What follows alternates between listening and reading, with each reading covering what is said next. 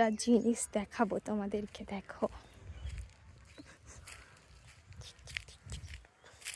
এই দেখো, কি বলো তো এগুলো?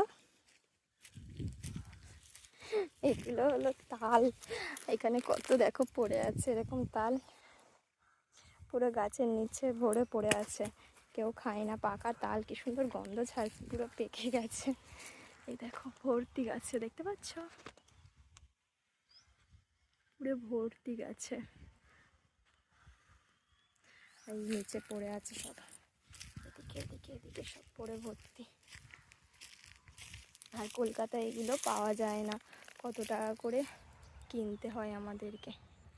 দেখো চারিপাশে তাল পড়ে আছে।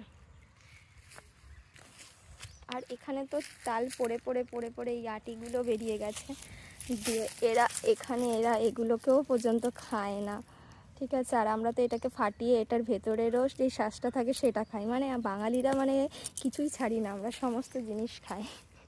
আর এখানে পুরো ফেলে রেখেছে।